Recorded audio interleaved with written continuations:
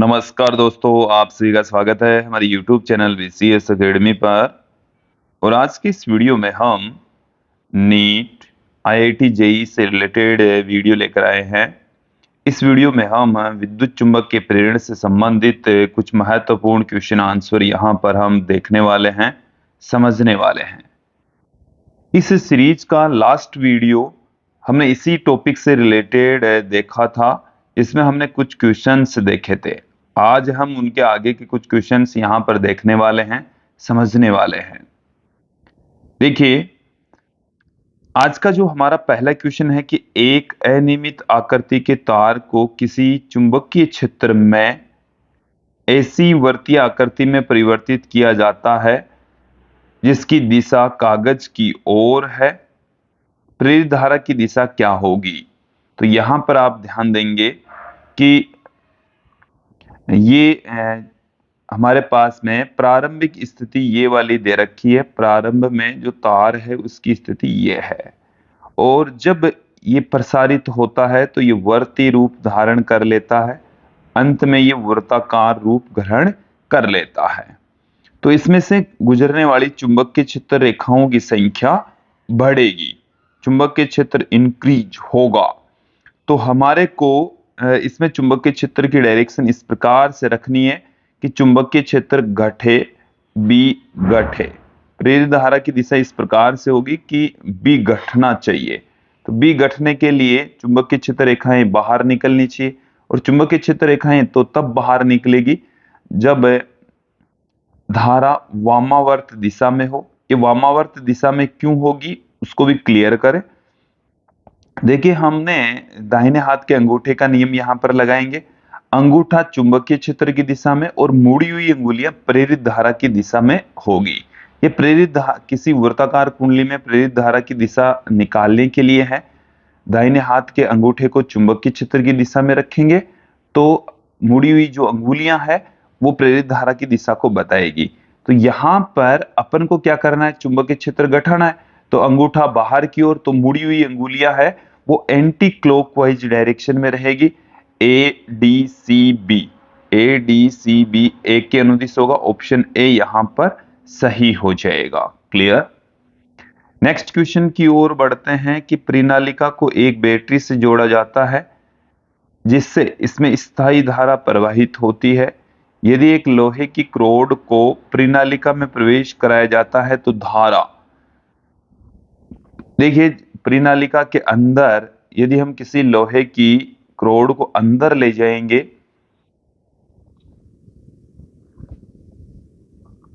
जैसे कि ये हमारे पास में कोई लोहे की क्रोड है। क्लियर? ये हमारे पास में लोहे की एक छड़ है, क्रोड है। तो इसमें से गुजरने वाली चुंबकीय क्षेत्र रेखाओं की संख्या बढ़ेगी, क्योंकि जैसे ही लोहे की रोड यहां पर आ जाएगी तो चुंबकीय क्षेत्र रेखाओं की संख्या बढ़ेगी, और चुंबकीय क्षेत्र रेखाओं की संख्या बढ़ने पर प्रेरित धारा की जो वैल्यू है वो घटेगी। तो धारा यहां पर कम होगी, घटेगी। ऑप्शन बी यहां पर सही हो जाएगा। नेक्स्ट क्वेश्चन की ओर बढ़ते हैं कि निम्न में से कौन सा कथन सही नहीं है? इनमें से कौन सा जो स्टेटमेंट है वो सही नहीं है? गलत स्टेटमेंट को हमारे को यहां पर छांटना है। तो देखिए, जब भी परिपथ से जुड़ी चुंबकीय फ्लक्स की मात्रा में परिवर्तन होता है तो प्रेरित विद्युत वाहक बल उत्पन्न हो जाता है। बिल्कुल सही स्टेटमेंट है। प्रेरित विद्युत वाहक बल तब तक रहता है जब तक कि चुंबकीय फ्लक्स में परिवर्तन होता है। यह भी बिल्कुल सही स्टेटमेंट है। चुंबकीय फ्लक्स में परिवर्तन होता है तब तक ही प्रेरित विद्युत वाहक बल उत्पन्न होगा। तो प्रेरित विद्युत वाहक बल की दिशा को लेंज के नियम की सहायता से ज्ञात कर सकते हैं। क्लियर? फिर देखें, लेंज का नियम संवेग संरक्षण नियम का परिणाम होता है। ये ऊर्जा संरक्षण नियम पर आधारित होता है। तो गलत स्टेटमेंट ये वाला है, और हमें गलत स्टेटमेंट ही यहां पर देखना है, सही नहीं है। तो ऑप्शन डी यहां पर आ जाएगा।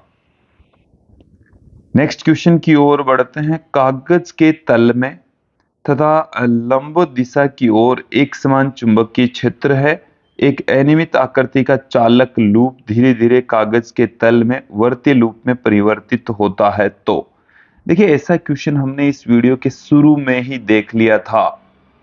क्लियर? कि जैसे हमारे पास में यहां पर ये कोई चुंबकीय क्षेत्र है जो कि कागज के तल के लंबवत अंदर की ओर है और ये हमारे पास में कोई अनियमित आकृति का लूप है और जब ये वाला जो लूप है वो वर्ताकार रूप धारण करता है, इस तरीके से रूप धारण कर लेता है, तो इसके अंदर प्रेरित धारा की दिशा क्या होगी, ये हमें यहाँ पर पूछा गया है। तो विद्यार्थियों यहाँ पर एक चीज क्लियर कर लीजिए, चुंबकीय क्षेत्र रेखाओं की संख्या बढ़ेगी और चुंबकीय क्षेत्र रेखाओं की संख्या बढ़ेगी तो आपको क्या करना है, इसमें चुंबकीय क्षेत्र की डायरेक्शन इस तरीके से लेनी है कि धारा की वैल्यू डिक्रीज हो जाए, मतलब चुंबकीय क्षेत्र डिक्रीज होना चाहिए। तो चुंबकीय क्षेत्र डिक्रीज होने के लिए आपको जो प्रेरित धारा उसके कारण से उत्पन्न चुंबकीय क्षेत्र वो डिक्रीज करना है, कम करना है। तो कम करने के लिए आपको बाहर की ओर लेना पड़ेगा और अंगूठा जब बाहर की ओर होगा तो मुड़ी हुई अंगुलियां, दाहिने हाथ की मुड़ी हुई अंगुलियों वो वामावर्त दिशा में होगी, तो वामावर्त दिशा में विद्युत का प्रवाह होगा। ऑप्शन ए यहां पर सही होने वाला है। नेक्स्ट क्वेश्चन की ओर बढ़ते हैं कि दिए गए चित्र में धारा किसी सीधे तार में ए से बी की ओर घटती है तो बिन लूप में प्रेरित धारा की दिशा क्या होगी। देखिए इस क्वेश्चन को भी आप अच्छे से समझ लें कि यहां पर धारा बह रही है ए से बी की ओर, तो ए से बी की ओर जब धारा बह रही है तो यहां पर हमारे पास में जो चुंबकीय क्षेत्र है, चुंबकीय क्षेत्र है वो इस तरीके से उत्पन्न होगा, ऐसे उत्पन्न होगा, इस तार के चारों ओर इस तरीके से मैग्नेटिक फील्ड क्रिएट हो जाएगा। अब धारा घट रही है, तो धारा घट रही है तो चुंबकीय क्षेत्र रेखाएं भी घटेगी, चुंबकीय क्षेत्र रेखाएं भी घटेगी, चुंबकीय क्षेत्र रेखाओं की संख्या में कमी आएगी। अब चुंबकीय क्षेत्र रेखाओं की संख्या में कमी आए तो आपको इसमें प्रेरित धारा की दिशा इस प्रकार से लेनी है कि चुंबकीय क्षेत्र रेखाओं की संख्या बढ़े। तो चुंबकीय क्षेत्र रेखाओं की संख्या बढ़ने के लिए हमारे पास में इसमें मैग्नेटिक फील्ड अंदर की ओर होगी, तो मैग्नेटिक फील्ड अंदर की ओर होगी तो अंगूठा अंदर की ओर, अंगूठा जब अंदर की ओर होगा तो धारा की डायरेक्शन दक्षिणावर्त डायरेक्शन में होगी, क्लॉकवाइज डायरेक्शन में होगी। तो इसमें हमारे पास में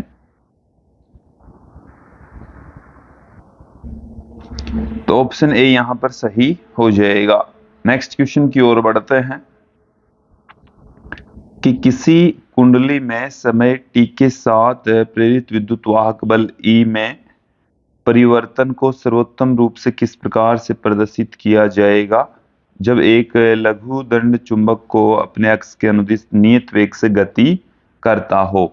ये हमारे पास में एक यहाँ पर कुंडली है और जब ये कुंडली के नजदीक एक हमारे पास में यहाँ पर देखिए दंड चुंबक है, छड़ चुंबक है, जब इस छड़ चुंबक को इसके नजदीक की ओर गति करवाया जाता है, पास की ओर ये गति करती है, तो देखिए इसमें पास की ओर जब गति करेगी तो इसमें विपरीत दिशा में एक प्रेरित विद्युत वाहक बल उत्पन्न हो जाएगा, जो इसमें प्रेरित विद्युत वाहक बल है उसकी विपरीत दिशा में उत्पन्न हो जाएगा, तो इसकी भांति उत्पन्न होगा।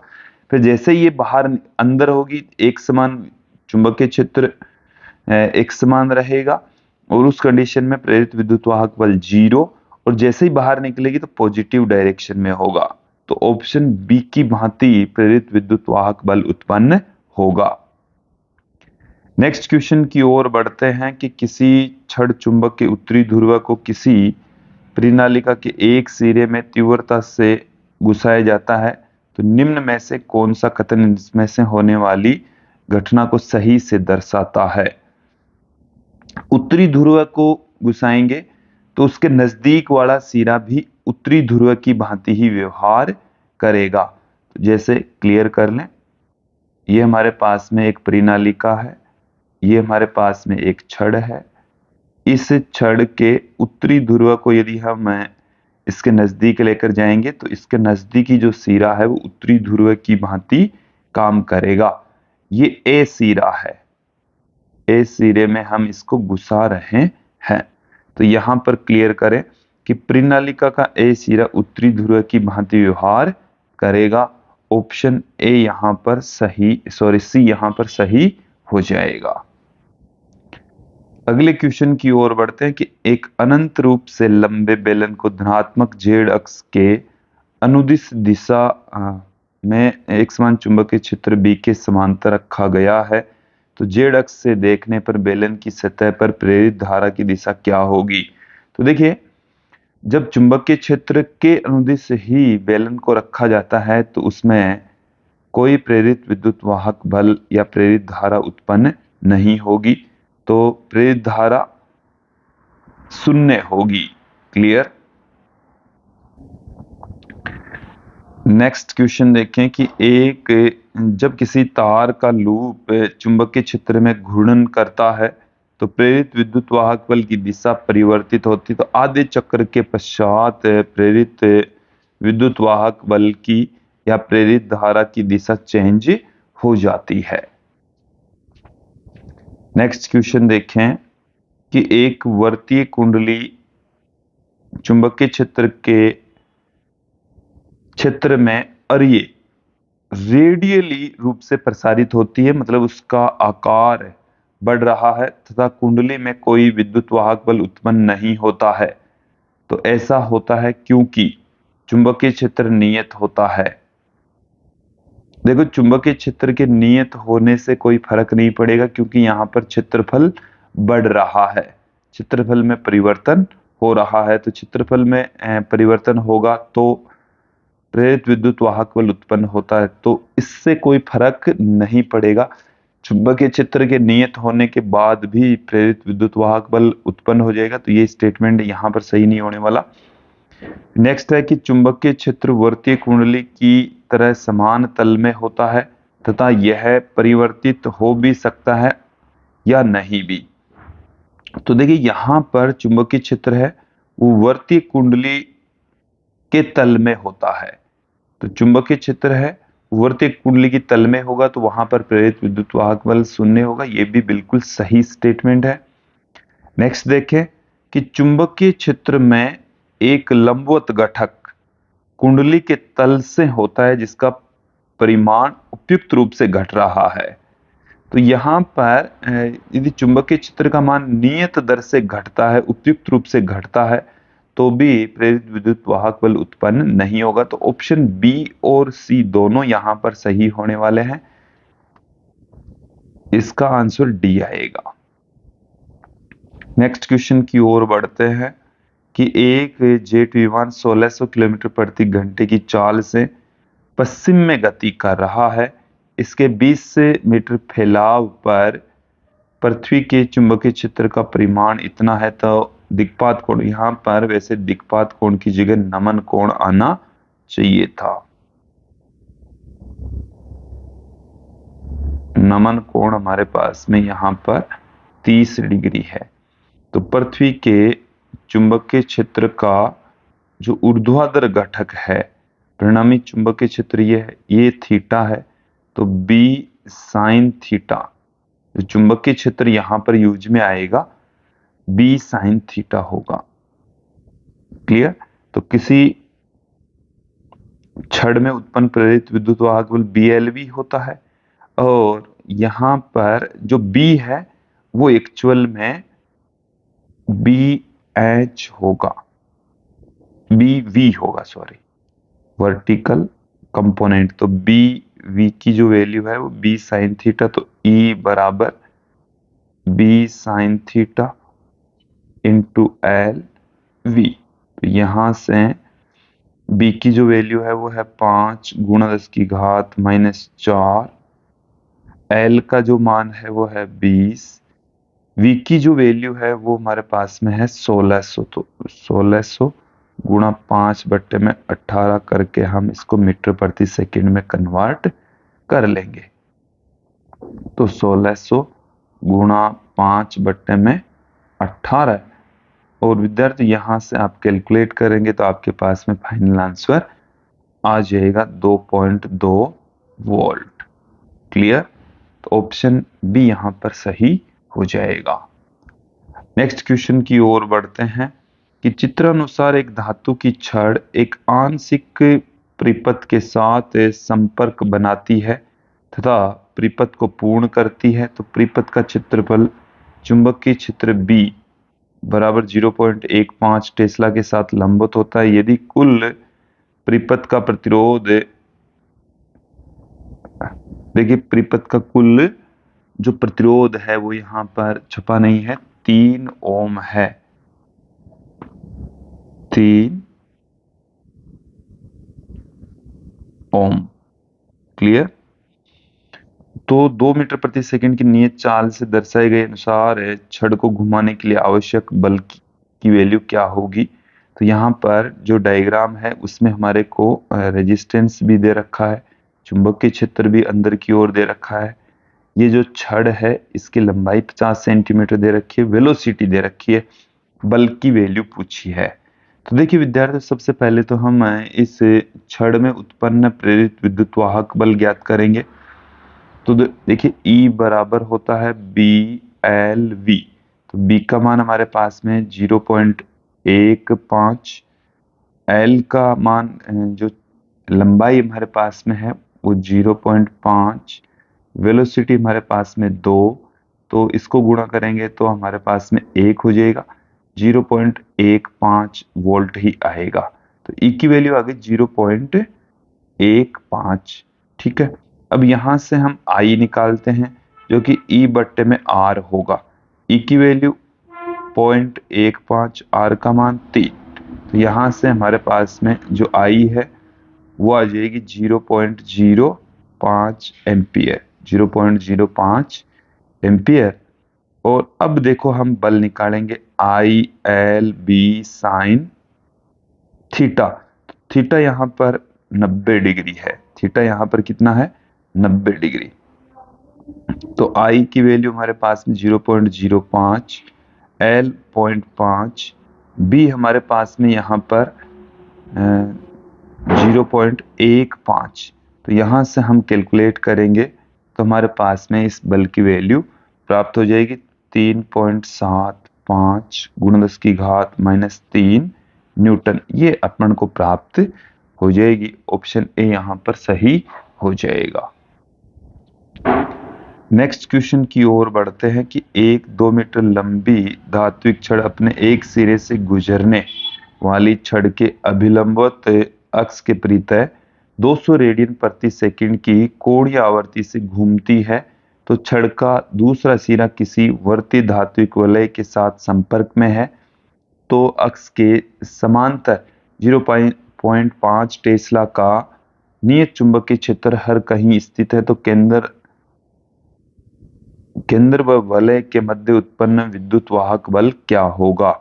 तो यहाँ पर L की जो वैल्यू है वो हमें दे रखी है 2 मीटर, ओमेगा हमें यहाँ पर 200 रेडियन प्रति सेकंड दे रखा है, और जो चुंबकीय क्षेत्र है वो हमें 0.5 टेस्ला दे रखा है। तो प्रेरित विद्युत वाहक बल 1/2 B ओमेगा L स्क्वायर होता है। तो 1/2 B का जो मान है वो 0.5, ओमेगा का मान है वो है 200, L का मान है 2। तो 2 × 2 हम इसको पुट कर देते हैं। 1 2 से 1 2 कैंसिल हो जाएगा। 2 जब यहाँ 0.5 से गुणा करेगा तो 1 हो जाएगा, हमारे पास में 200 आ जाएगा। तो 200 वोल्ट इसका आंसर होगा।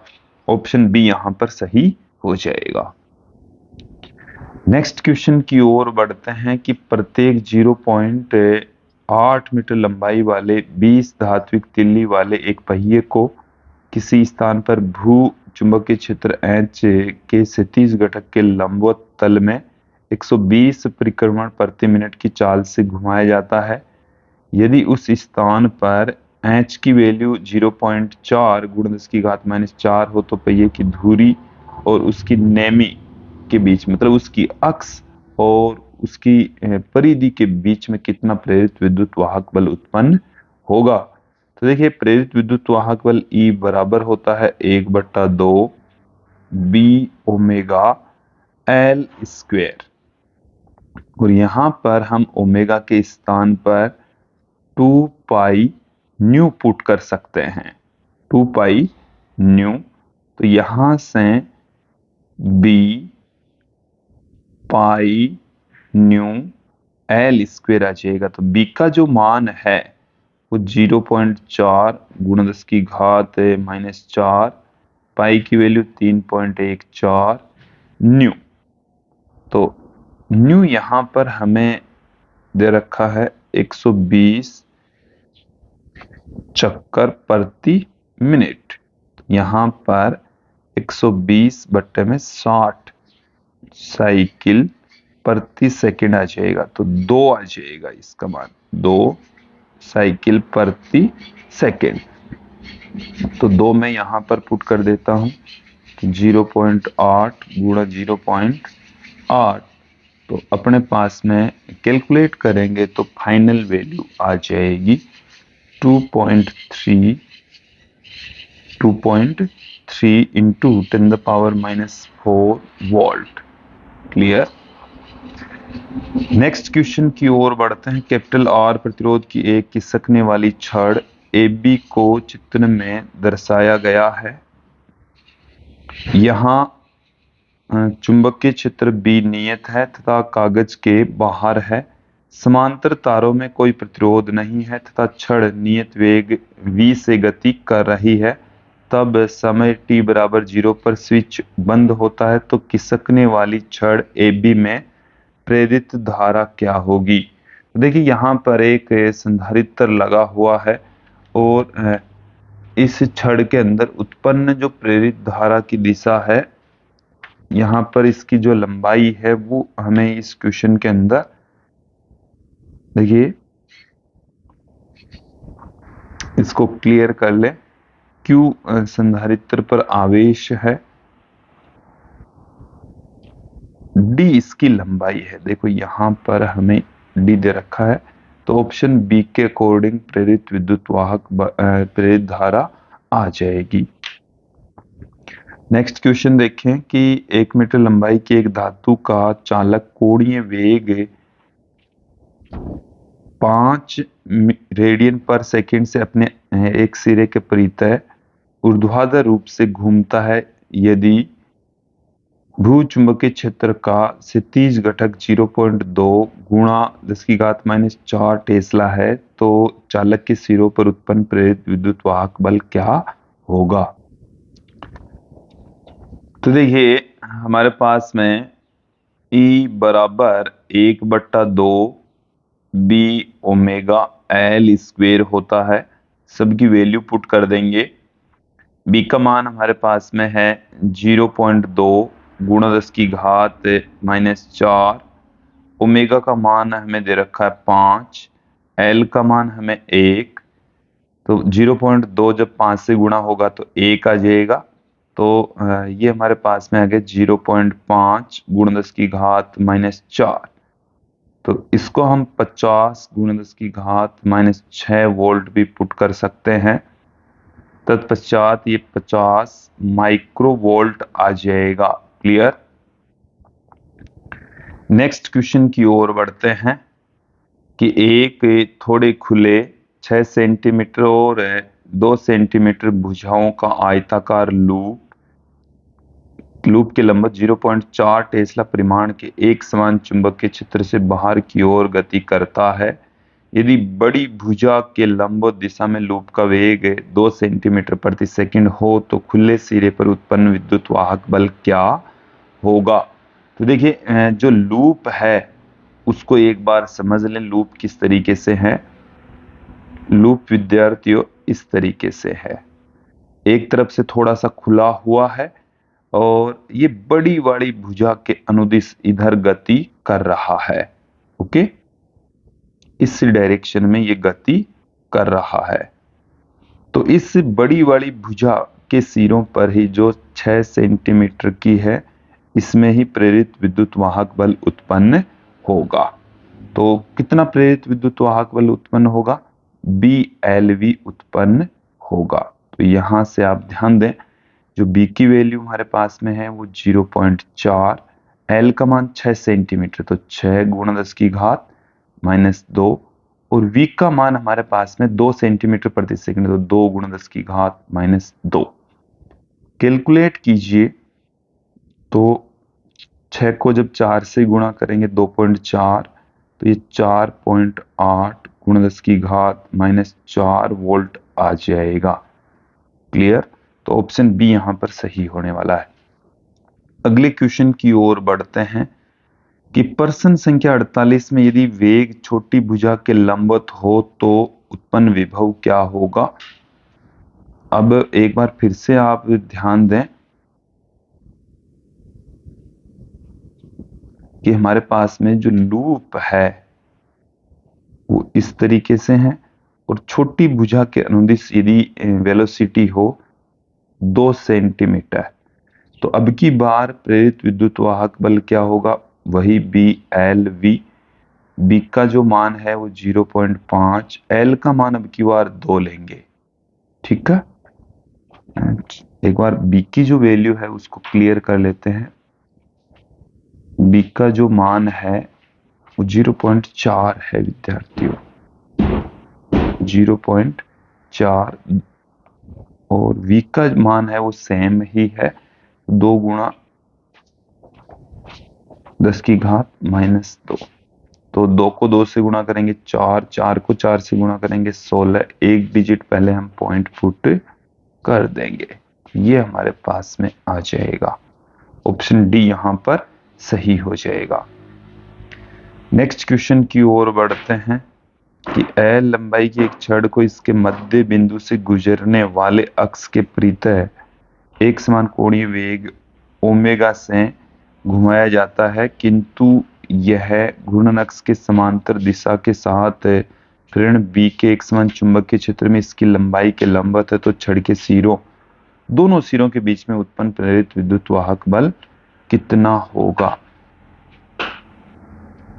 तो इसको आप क्लियर कर लें एक बार। ये हमारे पास में छड़ है, इस तरीके से छड़ है, और ये जो छड़ है वो घूर्णन गति कर रही है, घूर्णन गति कर रही है। इसकी जो घूर्णन अक्ष है विद्यार्थियों वो ऐसे है, घूर्णन अक्ष इस तरीके से मौजूद है। तो यहां पर इसके यहां से यहां तक की जो लंबाई है वो है L, तो यहां से यहां तक की जो लंबाई है वो हो जाएगी L/2। क्लियर? तो इसकी अक्ष व सिरे पर उत्पन्न प्रेरित विद्युत वाहक बल E बराबर होता है 1/2 B ओमेगा। L यहां पर L/2 है, तो L/2 का स्क्वायर। तो देखिए इसके दो सिरे हैं, जैसे इस एक सिरे को नाम दे दूं मैं A, और दूसरे वाले सिरे को नाम दे दूं मैं C। तो A और C पर सेम उत्पन्न होगा, तो A पर भी और C पर भी सेम उत्पन्न होगा, तो A व C के मध्य प्रेरित विद्युत वाहक बल कितना हो जाएगा? प्रेरित विद्युत वाहक बल दोनों पर सेम ही उत्पन्न होगा, तो दोनों के बीच में जो विभवांतर है वो शून्य हो जाएगा। ऑप्शन डी, ऑप्शन बी यहां पर सही होने वाला है। नेक्स्ट क्वेश्चन की ओर बढ़ते हैं कि 1 मीटर लंबाई की धातु की एक छड़ को 50 चक्कर प्रति सेकंड की आवृत्ति के साथ घुमाया जाता है, जिसका एक सिरा केंद्र प्रसंध युक्त है, जुड़ा हुआ है, और दूसरा जो सिरा है वो वलय के तल के लंबवत और केंद्र से गुजरने वाली अक्ष के परितः 1 मीटर त्रिज्या वाली धातु की वर्तीय परिधि पर है। तो अक्ष के समांतर एक टेस्ला का नियत एक समान चुंबकीय क्षेत्र सर्वत्र उपस्थित, तो केंद्र और धात्विक वलय के मध्य प्रेरित विद्युत वाहक बल कितना उत्पन्न होगा? सीधा सा अपने पास में फॉर्मूला है, E बराबर 1/2 बी ओमेगा एल स्क्वेयर। यहाँ पर ओमेगा को हम 2 पाई न्यू पुट कर देते हैं तो 2 से 2 कैंसिल हो जाएगा, 1/2, 2 से 2 तो कैंसिल हो ही गया है, तो B pi new L square. B का जो मान है हमारे पास में वो है 1, पाई है 3.14, न्यू का मान हमारे पास में 50, एल की जो वैल्यू है वो 1 का स्क्वायर। तो कैलकुलेट करेंगे तो 157 वोल्ट हमारे को प्राप्त हो जाएगा। तो चित्र दर्शाता है कि एक तार को एल दूरी पर स्थित 2 समांतर चालक रेलों पर खिसकाया जाता है, तो एक चुंबकीय क्षेत्र बी रेलों के तल के लंब दिशा में स्थित है, तो नियत वेग v से तार को गतिमान रखने के लिए आवश्यक बल क्या होगा। अब बल पूछा है, तो देखिए सबसे पहले तो इसमें जो प्रेरित विद्युत वाहक बल उत्पन्न होगा वो हम यहाँ पर देख लेते हैं। तो देखिए यहाँ पर जब ये गति करेगा तो इसके चुंबकीय फ्लक्स में कोई परिवर्तन नहीं होगा, और चुंबकीय फ्लक्स में परिवर्तन नहीं होगा तो E यहाँ पर 0 होगा। E 0 होगा तो E होता है I होता है E बट्टे में R, तो I भी 0, F बराबर होता है ILB साइन थीटा। तो यहां से I 0 होने के कारण से बल भी 0 हो जाएगा। ऑप्शन डी यहां पर सही होने वाला है। नेक्स्ट क्वेश्चन देखें कि L लंबाई की तांबे की छड़ एक समान चुंबकीय क्षेत्र B में कोणीय वेग ओमेगा से उसके सिरे के परितः घूमती है। यदि क्षेत्र घूर्णन के तल के लंबवत है तो छड़ के सिरों पर उत्पन्न प्रेरित विद्युत वाहक बल क्या होगा। सीधा सा फॉर्मूला है, कई बार हम बात कर चुके हैं। E बराबर 1/2 बी ओमेगा एल स्क्वेयर। तो ऑप्शन बी यहां पर सही हो जाएगा। नेक्स्ट क्वेश्चन देखें कि एक वर्तीय कॉपर की चकती जिसका व्यास 10 सेंटीमीटर है को इसके समकोण पर तथा उसके केंद्र के अक्ष के परितः 1800 परिक्रमण प्रति मिनट पर घुमाया जाता है।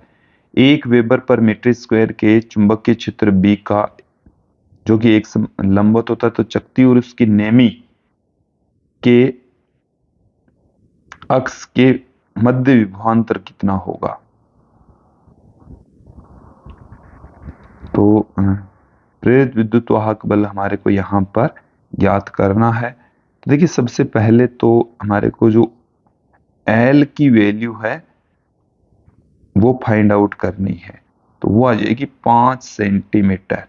तो 5 गुणा 10⁻² मीटर हमें प्राप्त हो जाएगी। इसके अलावा हमें ओमेगा निकालना है, तो ओमेगा से पहले हम क्या कर लेते हैं, न्यू निकाल लेते हैं, जो कि 1800 परिक्रमण प्रति मिनट। तो 1800 बट्टे में 60 साइकिल प्रति सेकंड हो जाएगा। तो ये अपने पास में आ जाएगा 30 चक्कर प्रति सेकंड। 30 चक्कर प्रति सेकंड आ गया है। क्लियर। और बी का जो मान है वो हमें 1 दे रखा है, 1 वेबर पर मीटर स्क्वायर दे रखा है। अब यहां पर आप ध्यान दें, जो E होता है वो होता है 1/2 बी ओमेगा एल स्क्वेयर। तो यहां से 1/2 बी ओमेगा की जगह हम पुट कर सकते हैं 2 पाई न्यू। तो यहां से 2 से 2 कैंसिल हो जाएगा, B pi new L square. तो बी का जो मान है वो हमारे पास में 3.14, न्यू का जो मान है वो 30, एल का जो मान है वो हमारे पास में है 5 गुणा 10⁻² का स्क्वायर। तो E की जो हमारे पास में फाइनल वैल्यू है वो प्राप्त हो जाएगी ऑप्शन बी के अकॉर्डिंग। फिर देखिए नेक्स्ट क्वेश्चन कि एक धात्विक वर्गाकार लूप ABCD चित्रानुसार अपने तल के लंबवत एक समान चुंबकीय क्षेत्र में v वेग से उसी समतल में गति कर रहा है, तो विद्युत क्षेत्र प्रेरित होता है।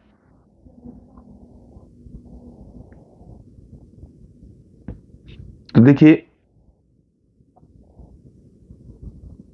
यहां पर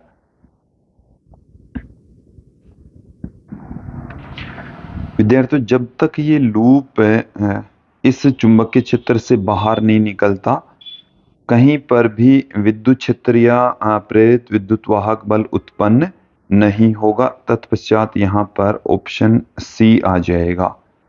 नेक्स्ट क्वेश्चन की ओर बढ़ते हैं। एक चालक चुंबकीय क्षेत्र में वेग v से गति कर रहा है तथा धारा I प्रेरित होती है। यदि चालक का वेग दुगुना कर दिया जाए तो प्रेरित धारा की दिशा क्या होगी? तो देखिए यहां से यदि वेलोसिटी दुगुनी कर देंगे तो उसमें से जो क्षेत्रफल कवर हो रहा है वो भी दुगुना हो जाएगा। क्षेत्रफल दुगुना हो जाएगा तो धारा की जो वैल्यू है वो भी 2 टाइम्स हो जाएगी। तो ऑप्शन सी यहां पर सही होने वाला है। नेक्स्ट क्वेश्चन की ओर बढ़ते हैं कि 6 सेंटीमीटर त्रिज्या 20 फेरों की एक वर्ती कुंडली 2 × 10⁻⁻1 टेस्ला के परिमाण के एक समान स्थिति चुंबकीय क्षेत्र में 40 रेडियन प्रति सेकंड की कोणीय चाल से ऊर्ध्वाधर व्यास के पृथक घूर्णन करती है। यदि कुंडली 8 ओम प्रतिरोध का एक बंद लूप बनाती है तो उष्मा जूल के कारण से औसत शक्ति क्षय क्या होगा?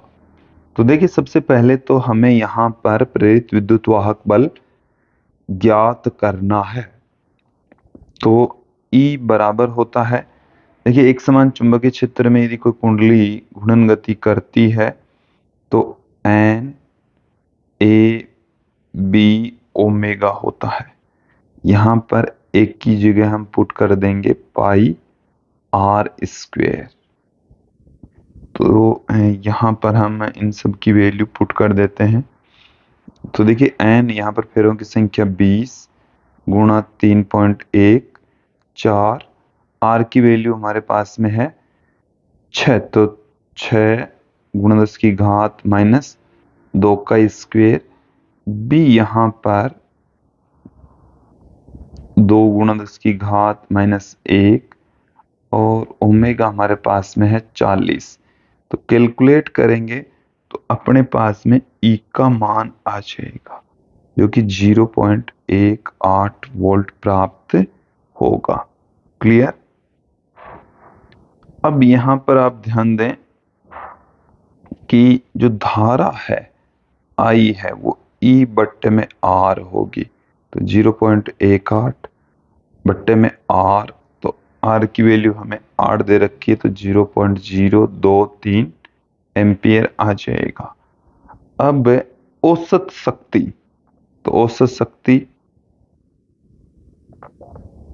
Vrms इंटू Irms, या हम कह सकते हैं EI बट्टे में 2। तो E की वैल्यू 0.18, I की वैल्यू 0.023 बट्टे में 2।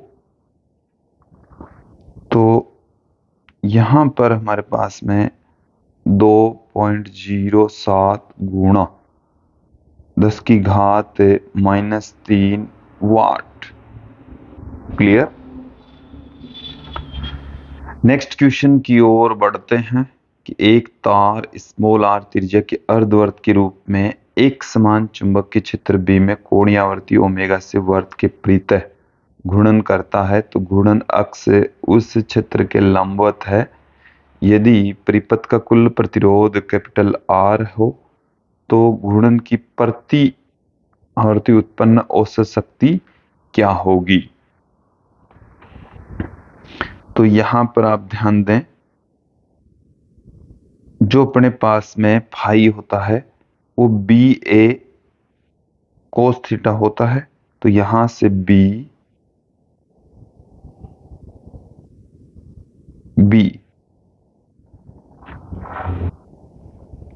ए हमारे पास में है पाई आर स्क्वायर, अर्धवर्त के लिए पाई आर स्क्वायर बट्टे में 2 कोस ओमेगा टी।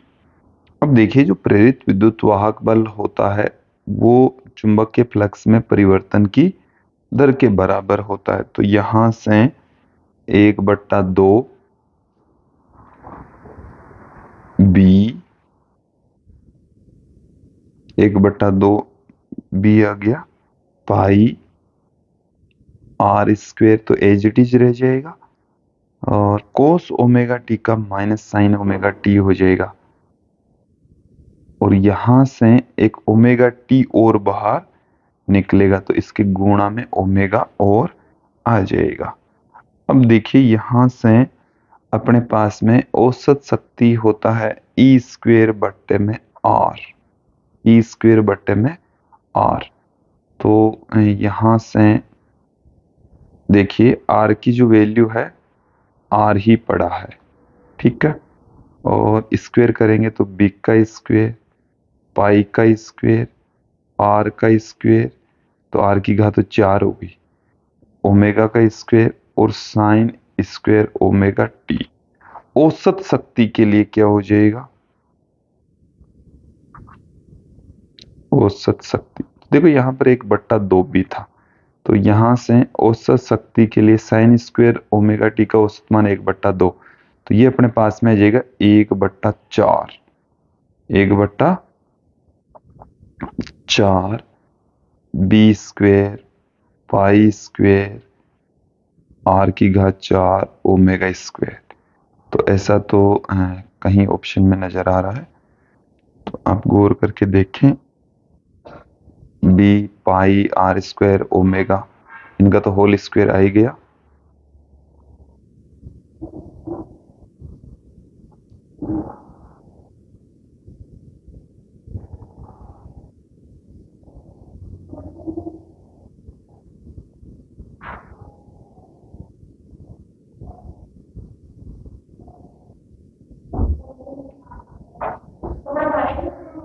देखिए यहाँ पर ऑप्शन बी यहाँ पर हमारे पास में सही हो जाएगा, गौर करके देखेंगे तो ऑप्शन बी सही हो जाएगा। नेक्स्ट क्वेश्चन की ओर बढ़ते हैं कि निम्न में से कौन सा भंवर धारा के अनुप्रयोग में उपयोगी नहीं होता है। तो एलईडी प्रकाश में भंवर धाराओं का उपयोग नहीं होता, विद्युत शक्ति मीटर में होता, प्रेरण भट्टी में होता है। अगले क्वेश्चन की ओर बढ़ते हैं। प्रेरण भट्टी की सिद्धांत पर आधारित है, तो भंवर धाराओं के सिद्धांत के ऊपर ये काम करती है। नेक्स्ट क्वेश्चन देखें कि किसी छड़ चुंबक का उत्तरी ध्रुव कुंडली के तल के लंबवत तथा कुंडली के केंद्र से गुजरने वाली अक्ष के अनुदिश कुंडली की ओर घूमता, तो चुंबक की गति की दिशा के दृष्टिकोण से तो कुंडली में प्रेरित धारा की दिशा क्या होगी। एक बार क्वेश्चन को समझ लीजिए। उत्तरी ध्रुव कुंडली के तल के लंबवत है और कुंडली के केंद्र से गुजरने वाली अक्ष के अनुदिश कुंडली की ओर घूमता है, ठीक है। तो चुंबक की गति की दिशा के दृष्टिकोण से देखें तो एंटी क्लॉकवाइज डायरेक्शन में प्रेरित धारा की डायरेक्शन होगी। चलिए मैं थोड़ा सा आपको बता देता हूं कि हमारे पास में इस तरीके से एक कुंडली है, ओके, और इस कुंडली के नजदीक हम एक छड़ चुंबक लेकर आ रहे हैं, इसका एन सिरा पास में लेकर आ रहे हैं। तो देखिए इसके नजदीक एन सिरा ला रहे हैं, तो ये इस तरीके से एन फ्लक की भांति काम करेगी, वामावर्त दिशा में विद्युत का प्रवाह होगा। क्लियर। नेक्स्ट क्वेश्चन की ओर बढ़ते हैं कि दो कुंडली ए और बी एक निश्चित दूरी पर है, यदि 4 एम्पीयर की धारा एम्पीयर में ए में से प्रवाहित होती है, तो 10 की घात -3 वेबर का चुंबकीय फ्लक्स बी में से गुजरता है। बी में कोई धारा नहीं है, यदि ए में से कोई धारा नहीं गुजरती है तो ए में फ्लक्स क्या होगा। देखो क्वेश्चन को एक बार समझ ले कि हमारे पास में यहाँ पर दो कुंडलियां हैं ए और बी, कुछ दूरी पर मौजूद है। ए में से 4 एम्पीयर की धारा प्रवाहित होती है तो 10 की घात -3 वेबर का चुंबकीय फ्लक्स बी में क्रिएट होता है। ठीक है, और ए में से कोई धारा नहीं गुजरती है तो ए में फ्लक्स क्या होगा? ए में से जब विद्युत का प्रवाह नहीं उत्पन्न तो अन्योन्य प्रेरण का सिद्धांत यहां पर लागू होगा। फाई बी दूसरी वाली कुंडली से संबंधित चुंबकीय फ्लक्स है, वो पहली वाली कुंडली में से बहने वाली धारा के कारण से उत्पन्न होता है। तो अन्योन्य प्रेरण गुणांक एम यहाँ पर हम ज्ञात कर लेते हैं। तो फाई बी की जो वैल्यू है वो 10 की घात -3, आई ए 4 हमें दे रखा है।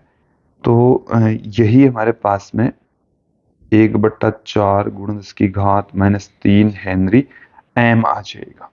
अब पहली कुंडली से जुड़ा हुआ चुंबकीय फ्लक्स क्या होगा? तो एम आई बी, एम आई बी।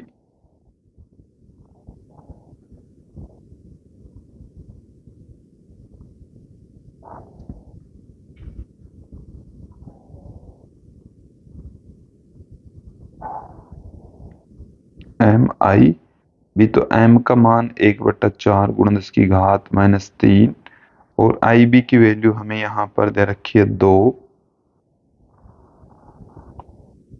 देन हमारे पास में 5 गुणा 10 की घात -4 वेबर इसका आंसर आ जाएगा।